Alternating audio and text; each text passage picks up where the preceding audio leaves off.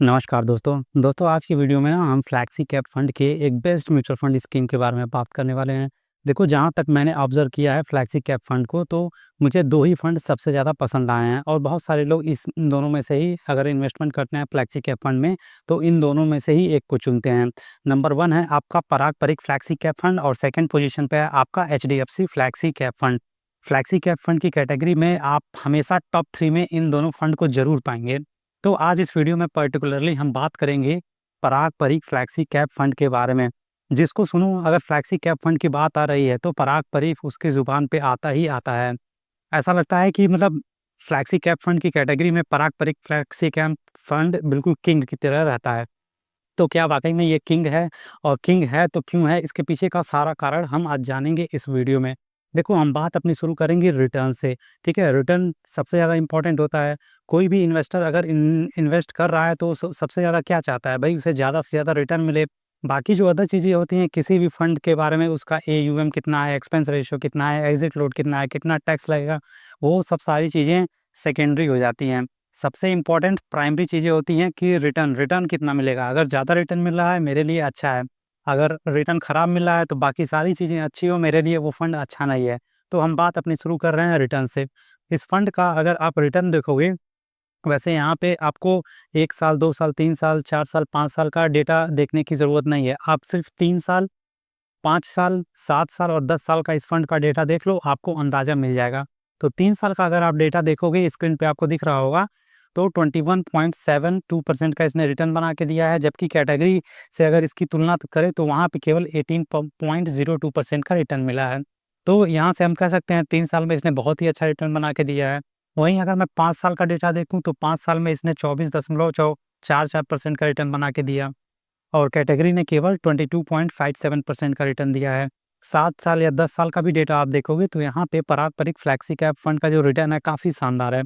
7 साल में इसने लगभग 20% का रिटर्न बनाया है और कैटेगरी ने केवल 15% के आसपास। वहीं अगर 10 साल का डेटा आप देखेंगे तो 10 साल में इस फंड ने 18% के आसपास रिटर्न बना के दिया है, जबकि कैटेगरी ने केवल 14.28% का रिटर्न बना के दिया है। तो रिटर्न के आधार पे अगर हम बात करते हैं, नो डाउट ये बहुत ही बेहतरीन फंड है। जब से ये फंड स्टार्ट हुआ है, तब से इसने 19.19% का रिटर्न बना के दिया है। तो ये तो रहा रिटर्न के बारे में। अब सबसे बड़ा सवाल है कि आखिर ये रिटर्न क्यों आ रहा है? क्यों इतना ज़्यादा रिटर्न आ रहा है? तो इस चीज़ को हम समझने के लिए हम सीधे चलते हैं फंड मैनेजर के पास। देखिए, कोई भी म्यूचुअल फंड स्कीम हो, सारा उसका आधार कौन होता है? फंड मैनेजर ही होता है। फंड मैनेजर चाहे तो जो म्यूचुअल फंड स्कीम है उसको बर्बाद कर दे या फिर बनाना चाहे तो बना दे, क्योंकि एडवाइस उसकी होती है, सजेशन उसके होते हैं, कहाँ लगाना है, कितना लगाना है, कब बेचना है, कितना बेचना है, सारा कुछ फंड मैनेजर ही डिसाइड करता है। तो चलिए चलते हैं, देखते हैं कि सबसे पहले आखिर वो फंड मैनेजर कौन-कौन है और कितने इसके फंड मैनेजर हैं। तो अगर मैं फंड मैनेजर की बात करूँ तो नंबर 1 पे आपको दिखेंगे राज मेहता। अगर मैं इनके प्रोफ़ाइल की बात करूँ तो ये इस फंड में 2012 से बने हुए हैं। इसके अलावा सेकंड पोज़ीशन पे आप देखोगे तो ये हैं आपके राजीव ठक्कर, ये भी 2013 से इस फंड में बने हुए हैं। मतलब कि इन दोनों को लगभग-लगभग 12 से 13 साल इस फंड में बने हुए हो गया है। मतलब पराग परिक के साथ सॉरी, जो पराग परिक एएमसी है उसके साथ ये लगातार 10 साल से पुराने समय से बने हुए हैं। इसके अलावा 2 और नाम यहाँ पे आपको देखने को मिलेगा, ये है रकुन ताराचंदानी। अगर इनका हम प्रोफ़ाइल चेक करते हैं तो इनका भी प्रोफ़ाइल काफ़ी अच्छा है, हालाँकि टाइम मेंशन नहीं है, लेकिन अगर प्रोफ़ाइल देखेंगे तो इन्होंने आईटी में बीटेक किया हुआ है, फिर पीजीपीएम फाइनेंस किया है, सीएफए एंड सीक्यूएफ कुछ होगा, मुझे नहीं पता इसका नॉमेनक्लेचर क्या है। लेकिन इसके पहले यहाँ पे साफ-साफ लिखा है कि इसके पहले उन्होंने कोटक म्यूचुअल फंड के साथ, फिर गोल्डमैन सैक्स के साथ और उन्नति investment management and research group के साथ काम किया है। तो हम कह सकते हैं कि इनके पास भी काफ़ी अच्छा खासा एक्सपीरियंस है। And the last one is Mansi करिया। इनकी बात करें तो इन्होंने भी बहुत जगह काम किया हुआ है और इनका भी प्रोफ़ाइल काफ़ी अच्छा है। तो ये जो 4 इम्पोर्टेंट पर्सन हैं, इस म्यूचुअल फंड स्कीम के यही आधार हैं, यही रिटर्न लाके देते हैं। सारी प्लानिंग, सारी स्ट्रैटेजी इन्हीं लोग की होती है। तो साफ-साफ यही कहना है कि इसी कारण से ये इस फंड का इतना ज़्यादा रिटर्न आ रहा है। अब देखिए, रिटर्न आ रहा है वो तो अच्छी बात है, कहीं हम एक बार ये भी चेक कर लेना कि जो रिटर्न आ रहा है कहीं ऐसा तो नहीं है कि बहुत ज़्यादा रिस्क लेकर आ रहा हो। तो इसके लिए आप क्या चेक कर सकते हो? भाई रिस्क को मेजर करने का कोई पैरामीटर तो होता नहीं है, तो इसके लिए कुछ रेशियो बनाए गए हैं। पैरामीटर होता है, वही मैं आपको बता रहा हूँ। ऐसा कहना गलत होगा कि पैरामीटर नहीं होता है। तो देखिए कुछ स्टैंडर्ड रेशियो होते हैं, जैसे कि alpha, sharp, beta, standard deviation. इसकी हम बात करें तो अल्फा इस फंड का बहुत हाई है, 8.71% है। मतलब कि हर साल मतलब जब से यह फंड स्टार्ट हुआ है अपने बेंचमार्क से बहुत ही ज़्यादा रिटर्न बना के दे रहा है। अगर इस फंड का आप बीटा भी चेक करेंगे तो बीटा इसका 0.58% है, जबकि कैटेगरी एवरेज का 0.76% है। मतलब मार्केट में बीटा हमें क्या बताता है कि जो मार्केट में अप्स एंड डाउन्स हो रहे हैं, प्राइस ऊपर जा रहा है, नीचे आ रहा है, मतलब जो भी वोलेटिलिटी हो रही है मार्केट में, उसको ये झेल रहा है, उससे इस पे इतना ज़्यादा इम्पैक्ट नहीं पड़ रहा है।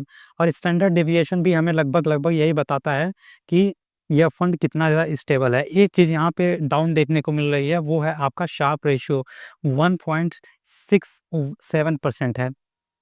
तो अगर किसी भी म्यूचुअल फंड स्कीम का आप देख लोगे, मैं सम अप करके बता रहा हूँ, जो रिस्क रेशियो है इन चारों के बारे में, कोई भी म्यूचुअल फंड स्कीम उठा के देख लीजिए, सब में हर एक रेशियो आपको बराबर नहीं मिलेगा, कहीं कम कहीं ज़्यादा मिलेगा। आज तक मैंने जितना भी म्यूचुअल फंड स्कीम को देखा है, इवैल्यूएट किया है, एनालिसिस किया है, सब में कुछ ना कुछ कम बेसी देखने को मिलेगा। तो ओवरऑल अगर मैं बात करूँ तो ये फंड रिस्क रेशियो के हिसाब से भी बहुत बेहतरीन फंड है। अगर अब मैं एग्जांपल के लिए बात करूँ, किसी ने आज से 10 साल पहले इसमें केवल 6 लाख रुपए वन टाइम इन्वेस्ट किया होता, तो आज मतलब 19.19% के हिसाब से इसका ओवरऑल रिटर्न रहा है। उस हिसाब से उस व्यक्ति के पास लगभग 30 लाख रुपए से ज़्यादा फंड होता। तो एक बात ये भी है। और बाकी इस फंड के बारे में जो कुछ बेसिक चीज़ें हैं, उनके बारे में अगर हम बात करें, जैसे कि इसका एक्सपेंस रेशियो कितना है, तो 0.63% है, जो कि काफ़ी कम है, ठीक है, अच्छा है इतना। एयूएम कितना है, 1.10 लाख करोड़ के आसपास है। अब 1 लाख करोड़ से ज़्यादा एयूएम है, तो ये साफ-साफ बताता है कि जो निवेशक हैं, इसमें भर-भर के पैसा लगा रहे हैं, ठीक है? लोग इस फंड पे भरोसा कर रहे हैं, फंड मैनेजर के इन्वेस्टमेंट स्टाइल पे भरोसा कर रहे हैं। तो एयूएम हमें बहुत सारी चीज़ें बता देता है। ऑफ कोर्स इस फंड का जो एज है वो 12 साल हो चुका है। बेंचमार्क इसका निफ्टी 500 टीआरआई है। इसके अलावा अगर मैं मिनिमम एंड मैक्सिमम इन्वेस्टमेंट की बात करूँ, चाहे एसआईपी के माध्यम से या फिर लमसम के माध्यम से, अगर कोई इसमें करना चाहे, तो एसआईपी ₹1000 से एंड लमसम भी आप ₹1000 से इसमें कर सकते हैं। इसमें कोई दिक्कत वाली बात नहीं है। तो ये कुछ बेसिक डिटेल थे इस फंड के बारे में। अच्छा, ये जो रिटर्न आ रहा है इतना, एक बार इसको हम डिटेल में थोड़ा चेक कर लेते हैं। वो कैसे हम चेक करेंगे? इसके एसेट एलोकेशन से एंड कौन-कौन से स्टॉक में ये इन्वेस्टमेंट करता है उसके आधार पे। तो एसेट एलोकेशन देखेंगे तो लगभग 72.82% ये लार्ज कैप फंड में इन्वेस्टमेंट करता है। मिड कैप में 2 से 2.5%, स्मॉल कैप में भी आपका 2 से 2.5% इसका एलोकेशन है। वहीं बाकी जो पैसा बच रहा है, मतलब कि 23 से 24%, वो आपका लिक्विड फॉर्म में रख सकते हैं, कैश फॉर्म में रख सकते हैं, या फिर कोई अदर इंस्ट्रूमेंट में वो इन्वेस्टमेंट करते होंगे, तो उसके बारे में यहाँ पे जानकारी नहीं दी गई है। हाँ, अगर मैं कुछ जैसे कौन-कौन सी इसकी टॉप होल्डिंग है या फिर सेक्टर में कौन-कौन से ये निवेश करता है, तो उसके बारे में अगर मैं बात करूँ तो फाइनेंस हो गया, सर्विस सेक्टर हो गया, ऑटोमोबाइल टेक्नोलॉजी हो गया, यहाँ पे इनका हैवी इन्वेस्टमेंट रहता है। वहीं अगर मैं पर्टिकुलरली स्टॉक के आधार पे बात करूँ तो जैसे एचडीएफसी है, इसके बाद बजाज फिनसर्व है, पावर ग्रिड कॉर्पोरेशन है, कोल इंडिया है, एयरटेल है, आईसीआईसीआई प्रूडेंशियल है, तो ये कुछ इसके टॉप स्टॉक हैं। और यही सब बेसिक जो चीज़ें हैं इस फंड को और भी बेहतरीन बनाती हैं, अपनी कैटेगरी का किंग बताती हैं। तो ओवरऑल अगर मैं बात करूँ, अगर आप इस फंड में निवेश करना चाहें तो बेझिझक निवेश कर सकते हैं, इसमें कोई घबराने वाली बात नहीं है। हाँ, मैं फिर से बोल रहा हूँ, ये कोई मेरी रिकमेंडेशन या फिर सजेशन नहीं है। This is not a recommendation और सजेशन। मैं बस एजुकेशनल पर्पस के लिए ये सारी चीज़ें बता रहा हूँ। अगर आपको निवेश करना है तो खुद से रिसर्च कीजिए, खुद से इवैल्यूएशन कीजिए, एनालिसिस कीजिए, खुद के रिस्क पर इन्वेस्टमेंट कीजिएगा। तो मैंने सारी चीज़ें यहाँ पे चेक करके बता दी हैं, ठीक है? आई होप अभी आपको पता चल गया होगा कि जो पारंपरिक फ्लेक्सी कैप फंड है वो अपनी कैटेगरी में किंग क्यों है। हालाँकि बहुत सारे लोगों के मन में ये भी होगा कि एचडीएफसी फ्लैक्सी कैप फंड भी अच्छा है। नो डाउट, मैं उसे खराब थोड़ी ना कह रहा हूँ, मतलब वो भी फ्लैक्सी कैप फंड की कैटेगरी में वो भी अब बहुत अच्छा है। तो अगर ये सारी चीज़ें आप पे डिपेंड करती है, आप दोनों में से कोई भी ले सकते हो, लेकिन अगर मेरा पर्सनल ओपिनियन आप पूछेंगे, तो मेरा तो फ़ेवरेट यही है, पराग परी फ्लैक्सी कैप फंड।